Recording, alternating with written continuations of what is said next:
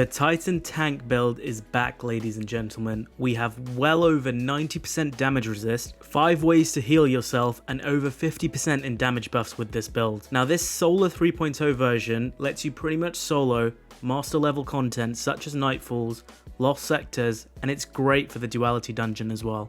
As I said, the build revolves around insane damage resist, great healing, and superb burst DPS. If you guys checked out my previous video, we used a Stasis build in combination with a sword, but now with Solar 3.0, this build just got even better and even easier to set up. I'll link the Stasis build at the end of the video as well. Let's get started. At the center of the build, the two exotics have not changed from the previous version. We have the Stronghold Gauntlets, which maximize the guarding ability on the sword and basically let you block forever without using any ammo. Not only do Stronghold provide damage resist through blocking, but they also provide a heal, which many people don't know about. Shots blocked immediately after heal you, so if you time the block right, you will also be healed. So sometimes it is better to let go of your block at times, then reblock so you can take advantage of the heal rather than to continuously block forever. The ideal sword to pair with this build is Lament, and that's for multiple reasons.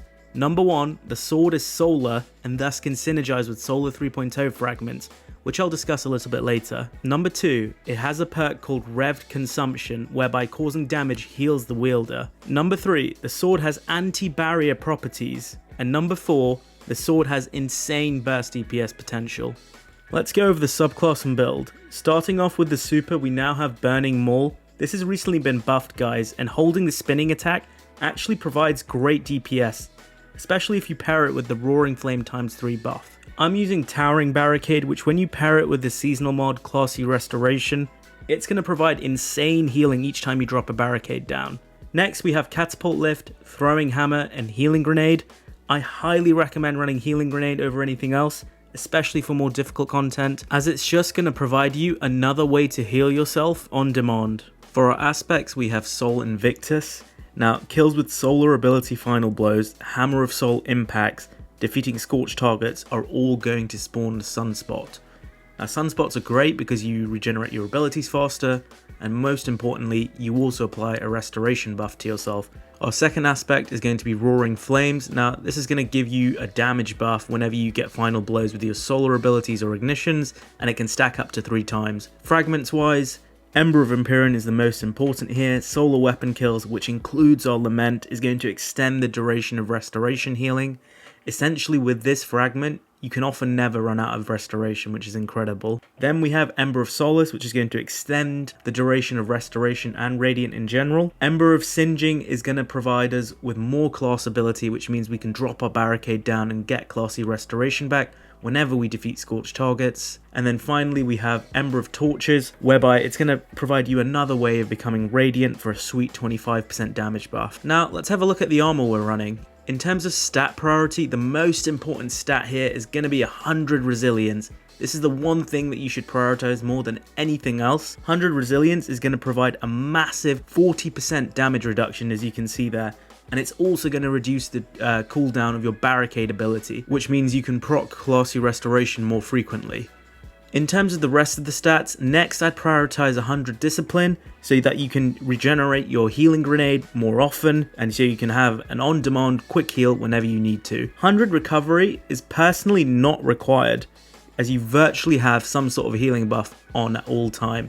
So like I said, 100 resilience first, then probably 100 discipline, and then if you have amazing armor, then yeah, go for recovery by all means. Mods wise, we're going to be generating elemental wells to become charged with light. So what we need is elemental armaments so that Lament kills have a chance of spawning 2 wells, with bountiful wells of course.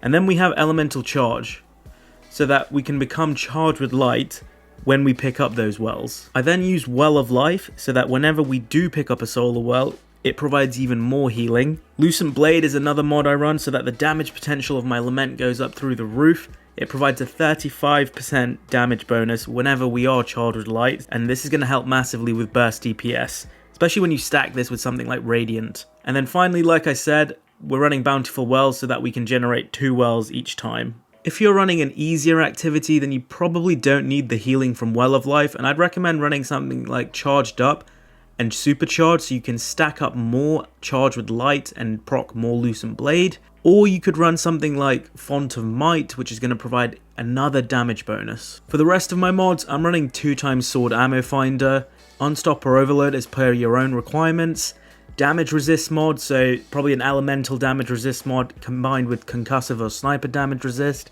and then finally we have Sword Scavenger on our boots.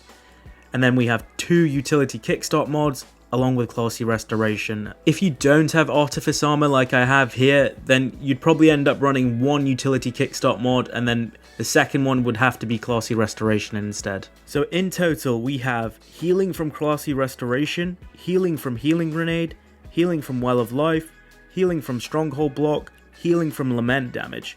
We have 40% damage resist via Resilience, 80% damage resist via Stronghold Block, and then further damage resist from chest piece mods. Try this build out, it's going to be absolutely insane for all the PvE content there is out there right now. If you enjoyed what I talked about today, remember to like the video as that helps me out a ton, guys, and then subscribe to the channel for more Destiny content.